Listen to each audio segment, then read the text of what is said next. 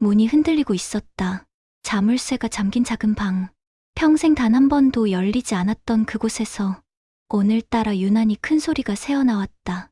나는 벽에 귀를 바짝 붙였다.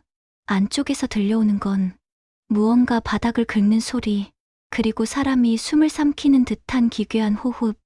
철컥, 문틈이 안쪽에서 밀리는 느낌이 들며 낯선 웃음소리가 새어나왔다. 나는 얼어붙었다. 그 웃음은 너무나 사람 같았고 또 너무나 사람 같지 않았다. 안녕하세요. 저는 전라도 김제에 살고 있는 20살 김지혜라고 합니다. 이제 막 성인이 되었고 20년 동안 꽁꽁 숨겨져 있던 우리 엄마의 비밀을 오늘 세상 앞에 처음으로 꺼내려고 합니다. 솔직히 말하면 이 이야기를 털어놓는 것 자체가 손이 떨릴 만큼 두렵기도 합니다. 하지만 누군가에게라도 들려줘야 할 것 같아서 오늘 용기를 냈어요. 지금 이 영상을 보시는 분들 중에 혹시요, 김제? 나도 거기 사는데? 하시는 분들 계실까요? 여러분은 어떤 지역에서 어떤 기분으로 제 이야기를 듣고 계신가요? 저는 여러분의 이야기 역시 궁금합니다. 댓글로 남겨주시면 이 긴 여정이 우리 모두에게 조금이라도 위로가 될 거예요. 그럼 제 이야기 시작할게요. 어릴 때부터 우리 집에는 말하면 안 되는 금기 같은 공간이 하나 있었다. 집 뒤편, 덩그러니 붙어있는 작은 방 하나. 우리는 그것을 그냥 창고방이라고 불렀다.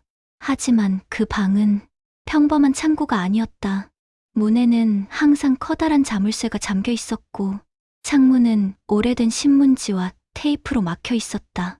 햇빛 한 줄기조차 들어가지 않는 음산한 기운이 흐르는 곳. 엄마는 늘 말했다. 지혜야, 거긴 절대 가면 안 돼. 위험해. 목소리는 떨렸고 표정은 늘 굳어 있었다. 어린 나는 그 말이 너무나 당연한 줄 알았다. 하지만 한 가지 이상한 점이 있었다.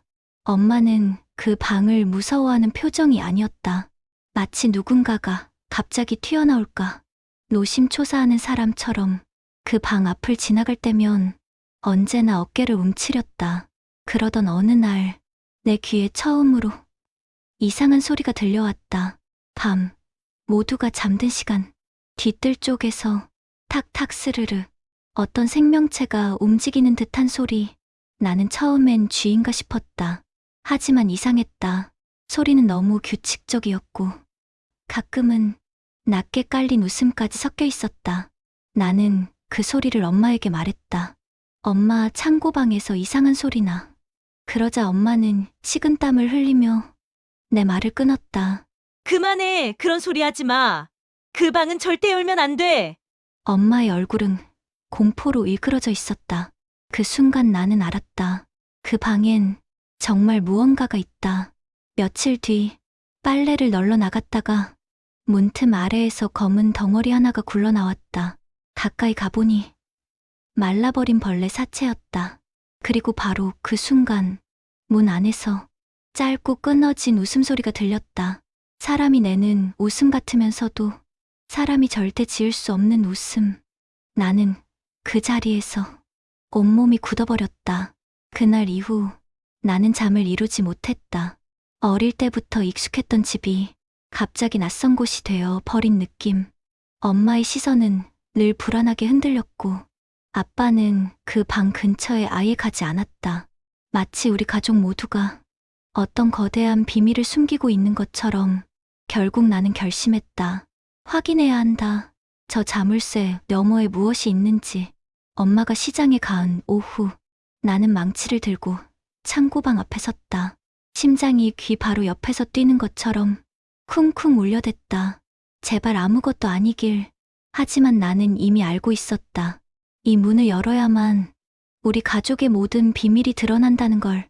자물쇠는 오래되어 망치 한 번에 쉽게 부서졌다. 철컥. 나는 손에 힘을 잔뜩 주고 천천히 문을 밀어 열었다. 그리고 그 순간 어둠 속에서 두 눈이 나를 똑바로 바라보고 있었다. 그녀는 희죽희죽 웃고 있었다. 옷 한 장 걸치지 않은 채 바닥에 떨어진 벌레를 손으로 집어 입에 넣으며 그 웃음은 나를 알고 있는 사람의 웃음이었다. 그날 저녁 엄마가 돌아와 내가 문을 열었다는 사실을 알게 되자 모든 비밀은 폭발하듯 터져 나오기 시작했다. 문을 닫고 뒤로 물러선 순간 내 다리는 힘이 풀려 주저앉았다. 온몸이 떨렸다.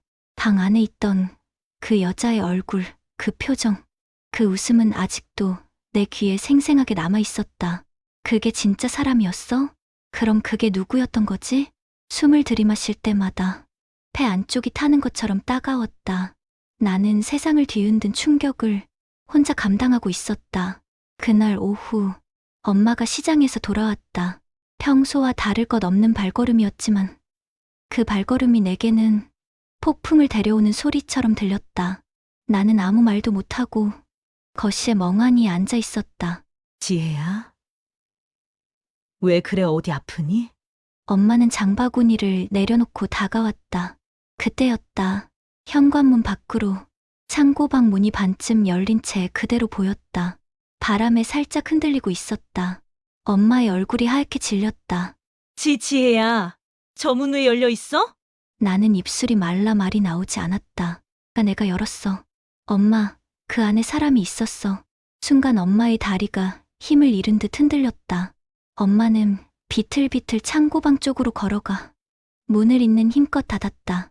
그리고 자물쇠를 붙잡고 손이 덜덜 떨리는 채로 잠겼다. 안 돼. 안 돼. 그걸 네가 보면 안 됐어. 엄마의 표정은 세상이 무너지는 걸 지켜보는 사람 같았다. 지혜야, 제발 아무 말도 하지 마. 그건 우리 가족의 문제야. 그 누구도 알면 안 돼. 엄마는 손등으로 눈물을 훔치며 내 앞에 주저앉았다. 그리고 떨리는 목소리로 말했다. 그 여자는 네가 생각하는 이상한 사람이 아니야. 나는 숨이 멎는 것 같았다. 지금 엄마가 한 문장은 모든 비밀의 문을 여는 열쇠 같았다. 그럼 누구인데? 나는 숨을 삼키며 말했다. 엄마는 울음이 터지려는 듯 입술을 깨물고 고개를 들었다. 그 여자는 너의 언니란다. 세상이 멈춰버렸다. 언니? 내 언니라고? 나는 손으로 가슴을 움켜잡았다. 숨이 너무 강하게 틀어막혀 몸이 앞으로 고꾸라질 정도였다. 엄마는 고개를 떨군 채 말했다. 네가 아주 어릴 너희 둘은 정말 사이좋은 자매였어. 내 언니 지연이는 세상에서 제일 착한 아이였어. 엄마의 말은 자꾸 끊겼고 눈물은 멈추지 않았다. 그러다 그 사고가 나기 전까진. 사고? 어떤 사고? 나는 엄마의 입술을 바라보며 다음 말을 기다렸다. 엄마는 얼굴을 감싸쥐고 말했다. 네 언니는 사고 이후로 정상적인 생활을 할 수 없게 됐어. 그리고 동네 사람들은 지연이가 저주받은 아이니 뭐니 말도 안 되는 소리를 했지. 엄마는 숨을 들이켰다. 말을 이어가는 것조차 고통스러운 듯 했다. 사람들은 우릴 괴물 보듯 했어. 너희 언니를 보는 눈빛은 정말 너무 잔인했어. 엄마는 부들부들 떨며 말했다. 그래서 엄마가 지연이를 집 안에서 숨기기로 한 거야. 나는 온몸이 식어가는 느낌을 받았다. 방금 본 그 여자가 언니라고? 바닥에 떨어진 벌레를 먹던 그 앙상한 여자가 나를 보고 희죽 웃던 그 얼굴이 내 피부치라고? 머릿속이 뒤죽박죽 되어 현실인지 악몽인지조차 분간할 수 없었다. 엄마, 왜 나한테 말 안 했어? 왜 지금까지 숨겼어? 엄마는 나를 정면으로 바라보지 못했다. 손가락 끝을 조물거리며 말했다. 지혜야, 너는 너무 어렸어. 그 아이를 보는 게 너에게 얼마나 큰 상처가 될지 엄마도 알고 있었어. 그래서 잊게 하려고 했어. 엄마한테는 선택지가 없었어. 엄마의 목소리가 갈라졌다. 지연이를 정신병원에 맡기면 사람들은 더 심하게 우리 가족을 괴롭혔을 거야. 지연이도 그곳에서 더 큰 상처를 받을 게 뻔했고. 엄마는 손등으로 눈물을 쓸어내며 계속 말했다. 그래서 엄마는 지연이를 숨기기로 결정했어. 그게 그 아이를 보호하는 길이라고 믿었어. 엄마의 고백은 마치 칼끝처럼 내 심장에 박혔다. 엄마도 피해자였고, 언니도 피해자였고, 나 역시 피해자였다. 하지만 그 순간, 엄마는 무너져 있었다. 엄마, 그럼 이제 어떻게 할 거야? 엄마는 아무 대답도 하지 않았다. 그저 고개를 숙인 채 끊임없이 흐르는 눈물을 닦고 있을 뿐이었다. 그리고 나는 그때 알았다. 이제부터가 진짜 시작이라는 걸. 20년 동안 굳게 닫힌 문을 연 건 단순한 실수가 아니라 우리 가족의 인생 전체를 바꿔놓을 거대한 파문의 시작이었다. 그날 밤 나는 잠을 이루지 못했다. 언니의 얼굴, 엄마의 눈물, 그리고 허공에 맴도는 한 단어, 사고. 대체 어떤 사고였을까? 그리고 왜 나는 그 사고를 전혀 기억하지 못하는 걸까? 답을 찾기 위해 나는 엄마가 숨겨둔 서류들을 찾기 시작했다. 그날 밤 나는 단 한순간도 눈을 붙이지 못했다. 언니의 웃음, 엄마의 눈물, 그리고 사고라는 단어가 머릿속을 끝없이 떠다녔다. 언니가 벌레를 집어먹던 그 장면도, 빗살처럼 앙상한 손가락도, 나를 보며 지었던 익숙한 듯한 희죽거림도, 모든 게 악몽처럼 겹겹이 쌓여 내 심장을 계속 짓눌렀다. 사고, 대체 어떤 사고였을까? 그 단어가 가슴 안쪽에서 울리듯 반복됐다. 나는 깨달았다. 엄마가 말하지 않는다면 직접 찾아야 한다. 숨겨진 기록을, 지워진 기억을, 그리고 언니가 왜 그렇게 달라졌는지를. 새벽 3시가 가까워 올 무렵 집은 조용했다. 엄마 방에서 들리는 가벼운 코 고는 소리, 아빠는 출장 중이라 집에 없었고 집안 전체는 기묘한 정적에 잠겨 있었다. 나는 기척을 죽이고 일어났다. 발걸음 하나, 숨소리 하나까지 조심했다. 엄마가 숨겨둔 게 분명 있을 거야. 나는 그렇게 생각하며 거실 장식장, 책장, 오래된 서랍을 하나씩 열었다. 서랍 한 칸을 열었을 때 나는 낡은 앨범 하나를 발견했다. 겉표지는 떨어져 나갔고 가운데는 테이프로 덕지덕지 붙어 있었다. 손끝이 떨렸다. 앨범을 열어보니 어린아이 둘이 웃으며 찍힌 사진이 있었다. 둘 다 분홍색 원피스를 입고 서로 손을 꼭 잡고 있었다. 한 명은 나였다. 그리고 옆에 있는 아이는 그녀였다. 창고방에서 나를 희죽 웃으며 바라보던 그 여자의 얼굴. 지금보다 훨씬 순하고 밝았던 아이의 모습. 사진 아래에는 작게 연필로 이렇게 적혀 있었다. 지혜랑 지연이 3살 때. 나는 한참 동안 사진을 가만히 바라보기만 했다. 가슴이 아려오고 이상하게 손끝이 저릿저릿했다. 언니, 우리가 저렇게 웃으면서 손을 잡고 있었구나. 하지만 나는 단 1초도 기억나지 않았다. 너무 완벽하게, 너무 말도 안 되게 기억이 지워져 있었다. 앨범 옆에서 다른 서류 묶음을 발견했다. 올라붙은 먼지가 오래 숨어 있었다는 것을 말해주는 듯했다. 하나씩 펼쳐보던 중 내 손이 멈췄다. 정신지체 판정서? 문서 상단에 적힌 진단명이 내 시야를 찢고 들어왔다. 그 아래 줄엔 더 충격적인 문장이 있었다. 사고로 인한 초기 뇌손상 의심. 그 순간 심장이 아래로 쑥 꺼지는 느낌을 받았다. 엄마가 말한 사고는 생각보다 훨씬 큰 일이었다. 나는 서둘러 다음 장을 넘겼다. 응급실 기록지, 사건 경위서, 의사 소견서. 그 안에는 내가 모르는 내용들로 가득했다. 그리고 한 문장이 날 완전히 숨먹게 만들었다. 사고 당시 함께 있던 동생 지혜. 당시 3세은 충격으로 울부짖으며 쓰러졌고 이후 사건 기억을 보이지 않음. 그 문장을 보는 순간 나는 손을 떨며 뒷걸음질 쳤다. 내가 그 자리에 있었다고? 나는 그 사고의 목격자였다고? 그런데 왜 나는 그 모든 걸 기억하지 못하는 걸까? 심장이 너무 빠르게 뛰었다. 문서를 읽으며 내 호흡은 점점 거칠어졌다. 나는 기억을 되짚기 위해 눈을 감았다. 언니, 지연 언니, 사고, 그리고 나. 하지만 떠오르는 것은 아무것도 없었다. 까맣고 텅 빈 장막만이 머릿속을 가득 채웠다. 기억이 없는 것이 아니라 지워진 것 같은 기분이었다. 왜 난 아무것도 기억이 안 나지? 한참 동안 멍하니 문서를 바라보다 나는 책상 옆에 놓인 작은 박스를 발견했다. 열어보니 어린아이가 쓴 듯한 그림이 여러 장 들어있었다. 크레파스로 대충 그린 두 아이. 하나는 나였고 하나는 지연 언니였다. 그런데 그림들 중 마지막 한 장은 다르게 생겼다. 두 아이가 그려져 있는데 한 아이는 누워 있었고 다른 아이가 울고 있었다. 그림 밑에는 삐뚤삐뚤한 글씨로 이렇게 적혀 있었다. 지연 언니 아파 미안해. 나는 그 문장을 본 순간 숨이 턱 막혀왔다. 내가 언니에게 무슨 짓을 했던 걸까? 그리고 그때 문 뒤에서 바스락 소리가 들렸다. 엄마였다. 얼굴이 잿빛이 되어 내가 펼쳐놓은 서류들을 보고 있었다. 지혜야, 그건 보면 안 돼. 엄마의 목소리는 무너질 듯 흔들렸다. 나는 손에 그림을 쥔 채 소리쳤다. 엄마, 왜 진실을 숨겼어? 나는 왜 아무것도 기억 못해? 언니에게 무슨 일이 있었던 거야? 엄마는 울음을 삼키며 말했다.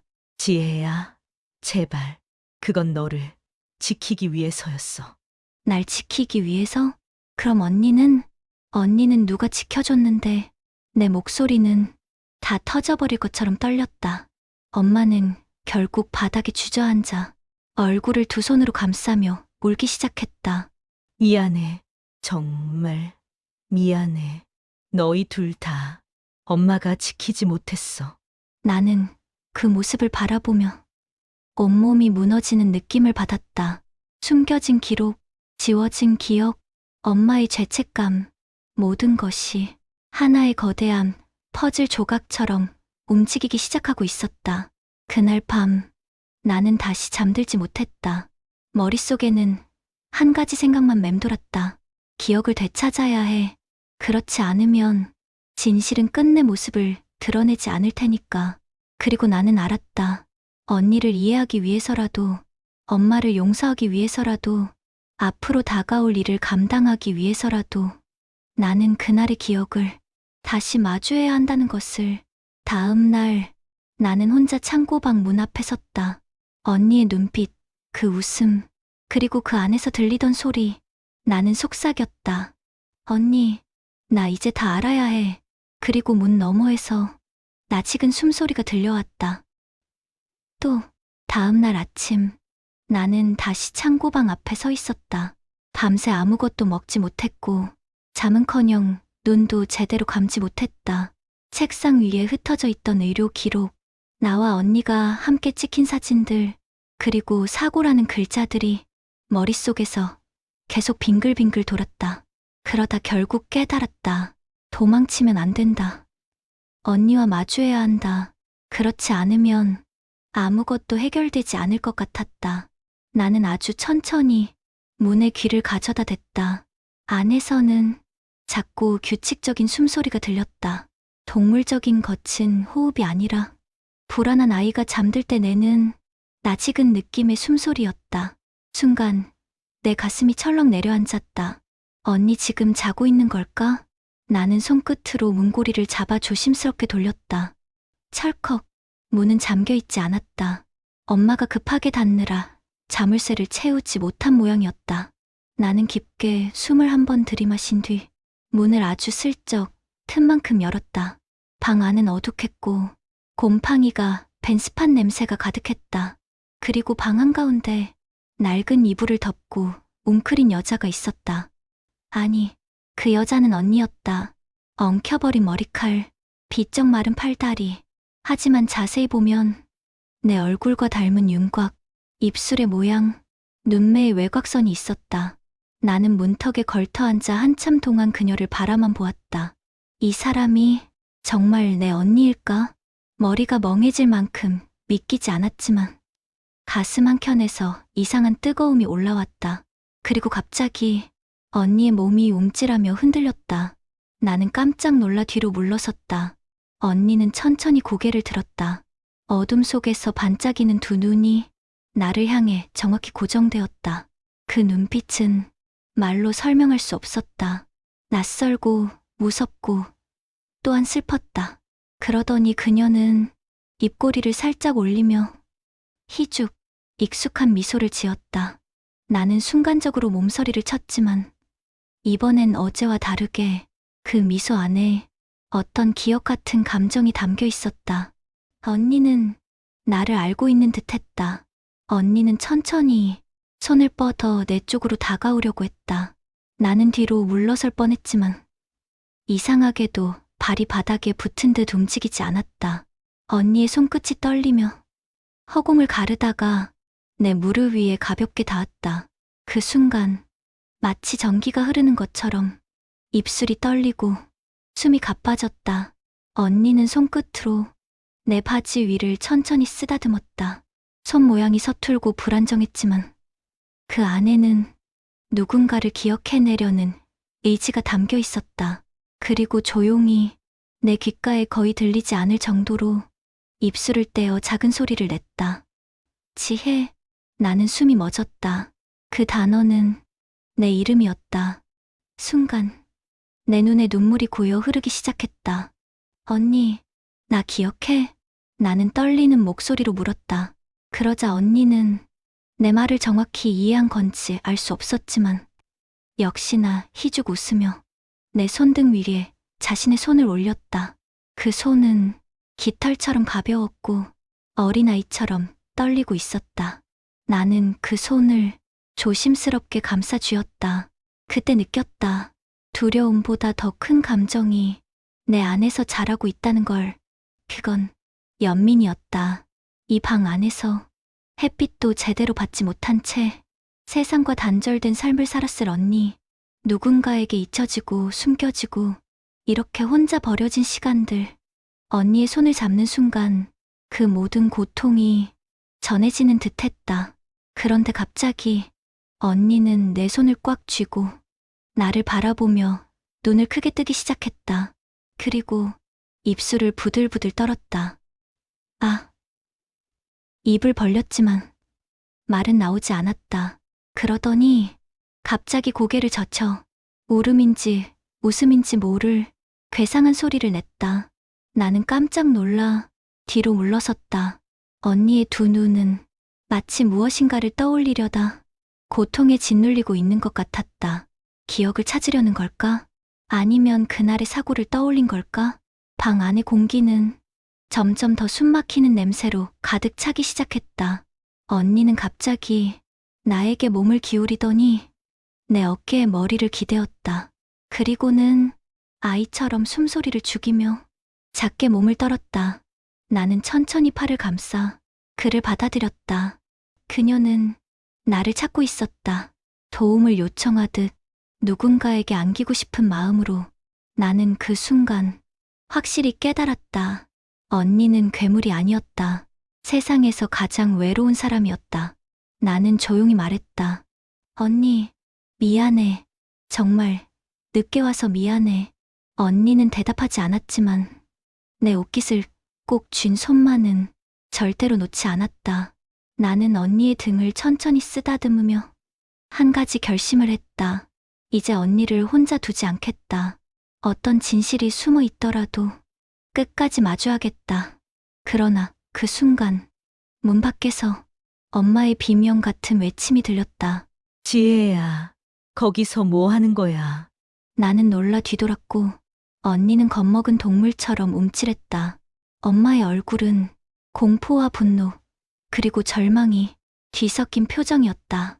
문 밖에서 들려온 엄마의 비명은 마치 오래된 벽을 부수는 소리처럼 온몸에 파고들었다. 지혜야, 왜 거기 들어가 있니? 엄마는 숨을 몰아쉬며 창고방 문을 벌컥 열었다. 언니는 갑작스러운 소리에 놀라 내 어깨에 파묻혀 있던 얼굴을 번쩍 들었다. 그리고 겁먹은 짐승처럼 몸을 잔뜩 웅크리며 뒤로 물러섰다. 엄마의 얼굴은 분노와 공포가 동시에 뒤섞여 있었다. 지혜야, 너 이러면 안 돼. 언니는 엄마의 말이 이어지기 전에 내 안에서 억눌렸던 감정이 폭발했다. 엄마 왜 이렇게 언니를 숨긴 거야? 왜 누구도 말을 안 했어? 그리고 왜 난 아무것도 기억이 안 나? 엄마의 입술은 부르르 떨렸고 손가락 끝은 파랗게 질려 있었다. 엄마는 제자리에서 털썩 주저앉았다.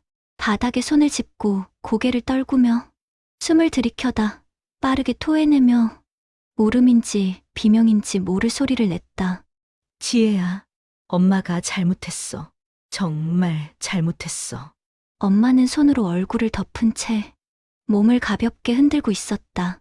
지연이는, 그 아이는 사고만 아니었으면 지금쯤 너처럼 예쁘게 자라서 학교도 다니고 친구도 있었겠지. 목소리는 갈라지고 있었고 그 안에는 평생의 죄책감이 스며 있었다. 나는 엄마의 말끝을 놓치지 않기 위해 한 발 앞으로 다가섰다. 사고가 뭔데 엄마? 대체 무슨 일이 있었던 거야? 엄마는 고개를 극도로 느리게 들었다. 그리고 그 눈 속엔 20년 동안 말하지 못한 고통이 고스란히 담겨 있었다. 지혜야, 그날 너희 둘은 같이 놀고 있었어. 엄마는 떨리는 입술로 말을 이어갔다. 그날따라 네 언니 지연이가 유난히 너를 따라다녔지. 너랑 뭐든 같이 하고 싶어 했어. 엄마의 눈이 붉게 충혈되었다. 그러다 도로 가까운 곳에서 네가 갑자기 뛰어갔고 언니가 너를 잡으려고 뒤따라갔어. 나는 숨이 턱 막혔다. 엄마는 가슴을 움켜잡으며 말했다. 차가 너희 언니를 치었어. 방 안이 폭발한 것처럼 귀 안이 쾅 울렸다. 언니가 왜 다쳤는지, 왜 지금의 상태가 되었는지 그 한 문장이 모든 걸 설명하고 있었다. 하지만 엄마의 다음 말이 또 다른 충격을 가져왔다. 지혜야, 그 사고 순간을 네가 다 봤어. 순간 내 심장이 크게 쿵 내려앉았다. 내가 봤다고? 엄마는 고개를 끄덕였다. 그래, 너는 그날 언니가 피를 흘리며 쓰러지는 걸 보고 너도 비명을 지르며 울다가 쓰러졌어. 엄마는 가슴을 부여잡고 흔들렸다. 그래서 네 기억이 그때부터 통째로 사라졌어. 나는 손으로 머리를 감싸며 한 걸음 뒤로 물러섰다. 내 머릿속 어딘가에서 바늘이 긁히는 듯한 소음이 들렸다. 그리고 아주 희미하게 어떤 장면이 스치고 지나갔다. 언니가 내 쪽으로 손을 뻗고 있었다. 피투성이 얼굴로 울면서 도와달라고. 그 장면이 번개처럼 머릿속을 때렸다. 나는 숨을 삼켰다. 나 때문에 엄마는 즉시 고개를 세차게 저었다. 아니야. 그건 절대 아니야. 지연이는 너를 너무 사랑해서 따라간 거야. 너 탓으로 돌리면 안 돼. 엄마는 내 두 어깨를 붙잡았다. 지혜야, 너희 언니는 너를 정말 많이 좋아했어. 그래서 네가 기억을 잃기 전까지 언니는 너만 찾았어. 엄마의 음성이 흔들렸다. 그래서 너를 보면 기뻐했던 거야. 그 말은 내 가슴을 깊게 찔렀다. 엄마는 눈물을 쏟으며 말했다. 사람들이 우리를 어떻게 봤는지 알아? 저 집은 저주받았다고, 미친 애를 숨기고 산다고, 동네 사람들이 엄마를 얼마나 몰아붙였는지. 엄마는 바닥에 손을 짚고 쓰러질 듯 흔들렸다. 그래서 엄마는 지연이를 숨겨야 했어. 밥도 몰래 주고, 치료도 집으로 부르고. 엄마는 두 손으로 얼굴을 감쌌다. 이 아이를 세상에 내놓으면 더 잔인한 일을 겪을지도 모른다고. 그게 너무 무서웠어. 엄마는 흐느끼는 목소리로 말을 이었다. 지혜야, 엄마는 그냥 둘 다 지키고 싶었어. 그 눈물, 그 떨림 속엔 비난과 연민이 한꺼번에 밀려왔다. 그 순간 창고방 안쪽에서 작은 소리가 났다. 언니가 두 팔을 가슴 앞에서 움켜쥐고 엄마를 바라보고 있었던 것이다. 놀랍게도 언니는 엄마의 울음을 보며 나지막한 소리를 냈다. 엄마. 나는 숨이 멎었다. 엄마도 얼어붙었다. 언니는 엄마를 알고 있었다. 그리고 엄마의 울음에 반응하고 있었다. 20년 동안 문 뒤에 갇혀있던 사람이 자신의 엄마를 바라보며 처음으로 내뱉은 단어였다. 그 순간 방 안의 공기는 말로 표현할 수 없는 감정으로 뒤섞였다. 공포, 죄책감, 연민, 슬픔, 모든 감정이 회오리처럼 휘돌았다. 엄마는 흐느끼며 언니의 이름을 부르려다 목이 메어 입만 벌렸다. 나는 둘 사이를 바라보며 조용히 속삭였다. 엄마, 언니를 더 이상 숨기지 말자. 엄마는 대답하지 않았지만 눈물만은 멈추지 않았다. 그리고 그 순간 나는 알았다. 진짜 싸움은 이제부터 시작이라는 걸. 그날 밤 엄마는 거의 잠들지 못한 채 거실 불을 켜둔 채 앉아 있었다. 나는 방에서 언니가 내 이름을 작은 목소리로 중얼거리는 걸 들었다. 그리고 깨달았다. 이제 우리는 20년 동안 묶여있던 모든 기억과 마주해야 한다. 그날 밤은 유난히 길었다. 나는 방 침대 끝에 앉아 창고방 쪽을 바라보고 있었다. 문틈 아래로 새어나오는 희미한 불빛, 그리고 그 너머에서 들려오는 언니의 낮고 불규칙한 숨소리. 엄마는 거실에 불을 켜둔 채 소파 끝에 앉아 있었다. 손을 꼭 쥐고 손가락 마디가 하얗게 될 만큼 힘이 들어간 상태였다. 어쩌면 실수였을까? 그 문을 열지 말았어야 했을까? 그런 생각이 잠시 스쳐갔지만 곧 나는 고개를 저었다. 이미 시작된 일이다. 이제는 책임을 회피할 수 없다. 하지만 엄마와 나는 서로 다른 두 방향으로 달려가고 있었다. 나는 언니를 되찾아야 한다고 생각했고, 엄마는 언니를 숨겨야 한다고 생각했다. 이 충돌은 피할 수 없었다. 지혜야, 엄마가 조용히 내 방문을 열었다. 나는 놀라 눈을 돌렸다. 엄마 얼굴은 밤새 울었는지 눈두덩이 붓고 피곤함과 두려움이 뒤섞여 있었다. 지혜야. 우리 이 문제를 조금 생각해보자. 나는 천천히 고개를 들었다. 생각? 뭘 생각해야 해, 엄마? 엄마는 목을 움츠렸다. 너희 언니, 그 아이는 우리가 감당할 수 없는 문제야. 그 말은 너무나 잔인했지만 엄마의 표정은 잔인함이 아니라 극심한 공포였다. 지혜야, 네 언니는 밤마다 발작을 한단다. 물건을 부수고 때로는 다치게 하고 엄마도 몇 번이나 맞았어. 엄마는 떨리는 손을 들어 팔뚝을 걷었다. 오래된 멍, 자국의 흔적들이 희미하게 남아 있었다. 엄마는 정말 무서웠어. 그 말에 내 마음은 흔들렸다. 엄마도 피해자였다. 20년 동안 혼자서 언니를 감당해온 사람. 하지만 동시에 나는 언니가 불쌍했다. 언니의 삶은 갇혀있는 것이 전부였으니까.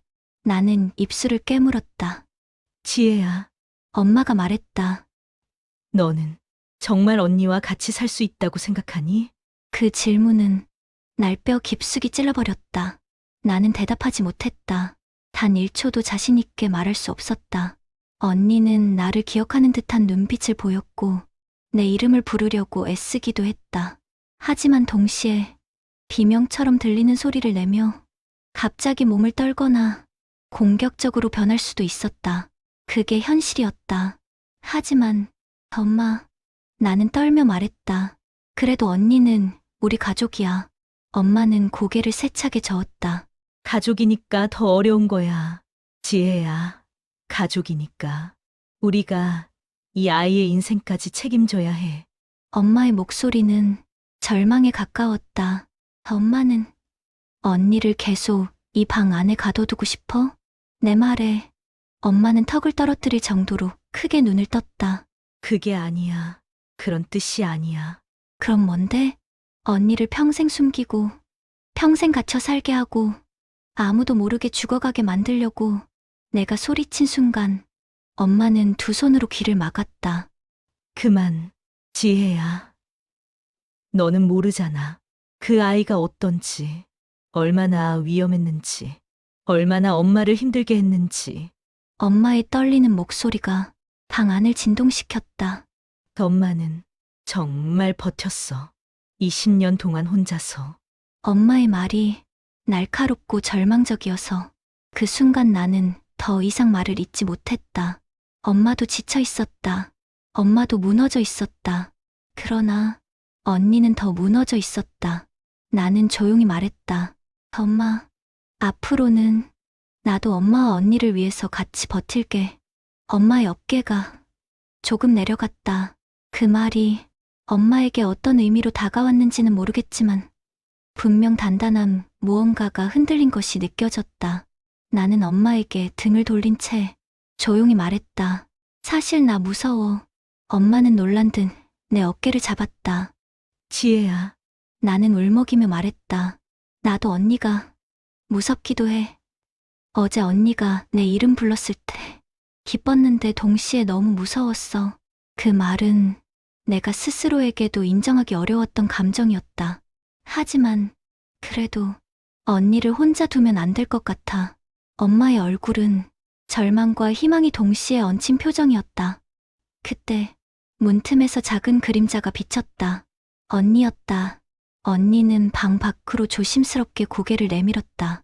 그리고 엄마와 나를 번갈아 보더니 느리게 다가왔다. 그녀는 엄마의 바로 앞에 멈춰섰다. 엄마는 숨도 쉬지 못하고 언니를 바라봤다. 언니는 떨리는 손을 들어 엄마의 뺨에 아주 살짝 닿았다. 그리고 작게 말했다. 엄마. 그 한마디가 엄마의 심장을 무너뜨렸다. 엄마는 결국 언니를 끌어안고 엉엉 울기 시작했다. 지연아, 우리 지연이 미안해. 정말, 정말 미안해. 언니는 울지도 웃지도 않은 채 그저 엄마의 품에 얌전히 안겨 있었다. 나는 그 장면을 보며 조용히 눈물을 흘렸다. 이 순간만큼은 세 사람이 진짜 가족이었다. 하지만 감정이 여운이 가시기도 전에 현실이 발목을 잡았다. 언니를 어떻게 치료할 것인가? 어디에서 함께 살아갈 것인가? 엄마와 나는 정반대의 해답을 떠올리고 있었다. 감정은 하나가 되었지만 현실은 여전히 서로를 벼랑 끝까지 몰아붙이는 중이었다. 나는 깨달았다. 이제부터 우리가 선택하는 모든 것이 우리 가족의 미래를 결정한다. 그날 밤 나는 꿈에서 어린 시절의 언니를 보았다. 피투성이 얼굴, 나를 부르는 손짓, 그리고 차가 다가오던 순간 나는 비명과 함께 잠에서 깼다. 기억이 조금씩 돌아오고 있어. 밤새 뒤척이다가 잠이 들었을 무렵이었다. 나는 갑자기 어린 시절의 골목에 서 있었다. 작고 삐걱거리던 대문, 뜰 앞에 감나무, 그리고 그 아래서 놀고 있던 어린 나와 언니. 꿈이라고 하기엔 너무 생생했다. 바람의 결, 햇빛의 따스함, 언니의 손에 들린 작은 장난감까지 어린 나는 소리를 질렀다. 언니, 빨리 와. 여기 봐. 언니는 그 말을 듣자마자 눈을 반짝이며 달려왔다. 그 표정엔 순수함과 나를 향한 애정이 가득했다. 그리고 장면이 끊기듯 바뀌었다. 우리는 도로 근처에 있었다. 나는 뭔가 반짝이는 것을 보고 도로 쪽으로 다가가고 있었다. 뒤에서 언니가 다급하게 소리쳤다. 지혜야, 위험해. 언니의 손이 내 손목을 잡으려는 순간 어둠이 덮쳤다. 그리고 꿈이 끝났다. 나는 숨을 가쁘게 몰아쉬며 일어났다. 가슴이 미친 듯 뛰고 있었다. 이게 정말 꿈이 맞을까? 머릿속에 무언가가 강하게 흔들리고 있었다. 나는 급히 방을 나와 부엌에 앉아 차가운 물을 벌컥벌컥 마셨다. 하지만 진정되지 않았다. 오히려 더 선명하게 떠오르는 게 있었다. 언니가 나를 밀친 게 아니라 내가 먼저 뛰어들었던 것이다. 그리고 언니는 나를 잡아 끌어내려다가 차에 치인 것이다. 그날 나 때문이 아니라 언니가 날 구하려다가 나는 머리를 감싸쥐고 소리 없이 울기 시작했다. 왜 이제야 기억이 돌아오는 걸까? 왜 이렇게 뒤늦게 그 순간이 나를 찾아오게 된 걸까? 나는 천천히 거실로 걸어갔다. 혹시나 했지만 엄마는 여전히 잠들지 못한 채 소파에 기대 앉아 있었다. 나는 조용히 엄마 옆에 앉았다. 엄마, 엄마는 놀란 듯 나를 바라보았다. 지혜야. 무슨 일이야? 얼굴이 왜 이렇게 창백해? 나는 작은 목소리로 말했다. 엄마, 나 조금 기억났다. 엄마는 숨을 들이마셨다. 정말? 응, 어렸을 때 내가 도로로 뛰어나갔고 언니가 날 잡으려고 하다 그랬던 거 맞지? 엄마는 두 손으로 얼굴을 가렸다. 지혜야. 기억 안 해도 괜찮은데 그걸 왜 지금? 나는 천천히 엄마의 손을 잡았다. 엄마, 기억해야 할 것 같아. 그리고 언니도 기억해야 해. 엄마는 떨리는 눈으로 나를 바라보았다. 엄마는 결국 20년 동안 잠겨있던 문을 열기 시작했다. 사고가 난 날 지연이는 크게 다쳤어. 뇌 손상도 생기고 의식도 오래 돌아오지 않았어. 언니의 이름을 부르는 엄마의 목소리는 한없이 떨리고 있었다. 그 일이 있고 나서 지연이는 갑자기 날 기억하지 못하게 됐어. 그리고 성격도 완전히 달라졌어. 겁이 많고 소리에 예민하고 혼자 두면 발작도 하고. 엄마는 숨을 삼켰다. 가장 힘들었던 건 사람들이 우리를 대하는 방식이었어. 엄마는 벽 쪽을 바라보았다. 거기에 박혀있는 못 자국이 유난히 많았다. 누가 우리 집에 오면 지연이가 소리를 지르기도 하고 물건을 던지기도 하고 동네 사람들은 미친 애다. 저 집은 문제 있다. 이런 말만 했어. 그때 나는 깨달았다. 엄마가 언니를 숨긴 이유는 부끄러움 때문이 아니라 공포 때문이었다. 세상은 장애를 가진 아이에게 너무 잔혹했다. 엄마는 세상을 피한 게 아니라 지키려 했던 것이다. 하지만 나는 한 가지를 어떻게든 묻고 싶었다. 엄마, 그럼 왜 나에게까지 숨겼어? 엄마는 미세하게 눈을 떨었다. 지혜야, 너도 사고를 본 충격 때문에 오랫동안 외상 후 스트레스로 고통받았어. 밤마다 울고 악몽 꾸고 밥도 못 먹고. 엄마는 손끝으로 눈을 훔쳤다. 그래서 내 기억이 사라지는 게 엄마는 오히려 다행이라고 생각했어. 그 말은 내 가슴을 깊이 찔렀다. 잊어버린 게 엄마에겐 선물 같은 시간이었다니. 그리고 지연이를 보면 내가 또 무너질까봐. 엄마는 감히 말할 수가 없었어. 엄마의 두 손이 절망 속에서 흔들렸다. 그리고 엄마의 마지막 말이 나를 완전히 멈추게 했다. 사실 지연이가 지금처럼 된 건 사고 때문만은 아니야. 나는 온몸이 굳었다. 그게 무슨 말이야? 엄마는 숨을 삼키며 말했다. 지연이는 사고가 나기 전부터 남들과 조금 달랐어. 말도 느리고 감정 표현도 서툴고 걷는 것도 조금 불안했고. 언니의 발달 장애는 사고 때문에 생긴 게 아니라 이미 있었다는 뜻이었다. 그래서 지혜야, 너희 둘을 함께 키우면서 엄마는 항상 두려웠어. 엄마는 고개를 떨구었다. 그리고 사고가 난 뒤 그 아이의 상태는 급격히 나빠졌지. 그때부터 엄마는 제대로 판단을 하지 못했어. 무서웠어. 사람들이 뭐라고 할까봐. 그제야 모든 퍼즐이 맞춰졌다. 언니는 원래부터 조금 다른 아이였고 사고로 인해 장애가 더 심해졌고 엄마는 두 아이 모두를 지키려다 혼자 무너진 것. 나는 엄마의 눈을 바라보며 말했다. 엄마, 지금이라도 말해줘서 고마워. 엄마는 놀란 얼굴로 나를 보았다. 나는 천천히 말했다. 이제 우리 언니를 밖으로 데려오자. 엄마는 입술을 깨물며 눈을 내리깔았다. 지혜야, 그게 쉬운 일이 아니야. 알아. 그래도 누군가는 시작해야 하잖아. 나는 숨을 깊이 들이마시고 말했다. 우리 언니를 살려보자. 그 순간 어딘가에서 문이 삐걱 열리는 소리가 들렸다. 언니가 작은 그림자처럼 문틈에 서 있었다. 우리의 대화를 전부 들은 듯한 얼굴로 그 눈빛 안에는 희미한 불안과 따뜻한 무언가가 동시에 있었다. 그날 밤 이후 우리 집은 조금씩 변하기 시작했다. 언니에게 옷을 입히고 머리를 빗겨주고 햇빛 아래로 데려와 걷게 했다. 하지만 세상이 우리를 반겨줄지는 아직 아무도 몰랐다. 언니가 문틈에서 우리를 바라보던 그날 이후 우리 집은 조금씩 숨을 쉬기 시작했다. 아침 햇살이 드는 창가 옆에서 엄마가 언니의 머리를 빗겨주고 나는 그 옆에서 따뜻한 물수건을 데워 언니의 손을 닦아줬다. 언니는 처음엔 모든 걸 낯설고 두려워했다. 하지만 시간이 조금씩 지나자 언니의 눈빛이 조금씩 아주 조금씩 부드러워지기 시작했다.